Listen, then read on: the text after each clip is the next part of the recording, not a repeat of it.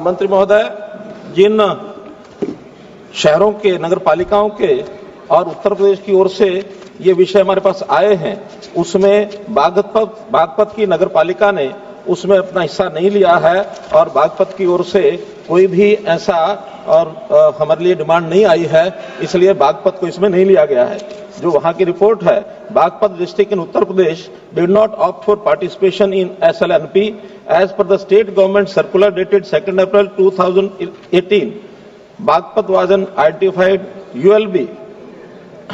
ESL made follow-up. However, ULB chose to implement its own independent program for street lighting upgrades, chosen not to participate in ESL centrally coordinated SLNP. Harish Meena. Sir, आपने मुझे राष्ट्रीय पथ प्रकाश कार्यक्रम के बारे में पूरक प्रश्न पूछने का मौका दिया। महोदय, ये योजना भारत सरकार की योजना है, राष्ट्रीय पथ प्रकाश कार्यक्रम, जो 2015 में लागू की गई थी। केंद्र की योजना है और मंत्री जी जवाब में दे रहे हैं इसके लिए हमने एक पैसा भी नहीं दिया। तो मंत्री जी, ये कैसी तो योजना है, इसका पैसा नहीं दे रहे, बिजली लग नहीं रही। मेरे लोकसभा क्षेत्र में 12 नगर पालिकाएं, एक में भी अगर लगी हो तो मुझे बता दीजिए, अन्यथा ये भ्रामक जवाब देना बंद करें। धन्यवाद सर। आदरणीय अध्यक्ष महोदय, योजनाएं हर प्रकार की होती हैं, लेकिन एक देश में इस प्रकार की योजना बनाई गई, जो काम म्यूनिसिपैलिटीज अपनी ट्रेडिशनल लाइटिंग से करते थे, उसमें बिजली की खपत बहुत होती थी और कार्बन डाइऑक्साइड का भी एमिशन बहुत ज्यादा होता था।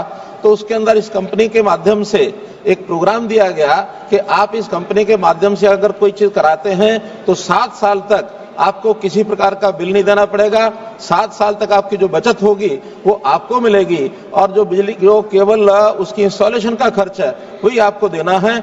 उसी योजना के आधार पर 1,31,00,000 जब बल्ब यानी लाइटिंग लग चुकी है तो बाकी भी इसमें आगे आएंगे, उनको भरपूर लाभ होगा।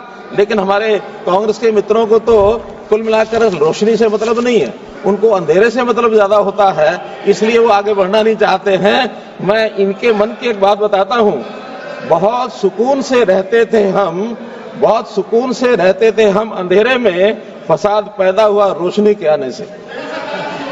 प्रश्नकाल में शेर शायरी नहीं होती माननीय मंत्री जी। चलिए आज तो संजय जायसवाल। धन्यवाद अध्यक्ष महोदय। जब ये सोलर लाइटिंग नेशनल प्रोग्राम 2015 में शुरू हुआ तो सभी सांसदों को एक सुविधा मिली थी कि आप 1/4 राशि अपने सांसद निधि से दीजिए और 3/4 राशि केंद्र सरकार देगी। और उसके तहत मेरे लोकसभा क्षेत्र में भी 3000 सोलर लाइट्स लगे थे।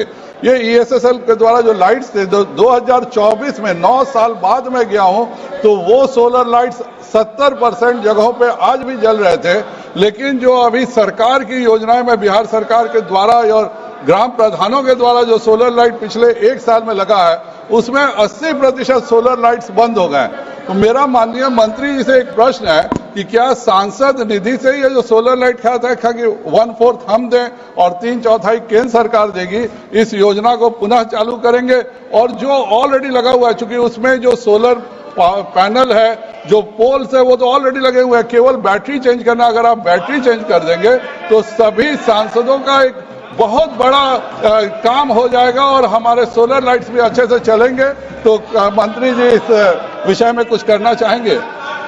आदरणीय अध्यक्ष महोदय, हमारी किसी प्रकार की कोई कंडीशन नहीं है कि किस मद से कितना पैसा वहां लगना है।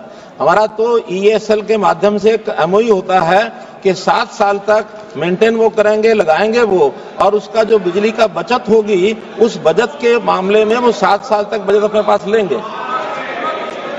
नहीं, शुरू करने में तो आज भी शुरू है, आज भी वो शुरू है। कोई भी म्यूनिसिपैलिटी, कोई भी नगर पालिका, कोई भी प्रदेश MOU करने के बाद अपने नए स्थानों को चयन कर सकता है या जहां 7 साल पूरे हो गए हैं उन स्थानों पर उसको एक्सटेंड भी कर सकता है।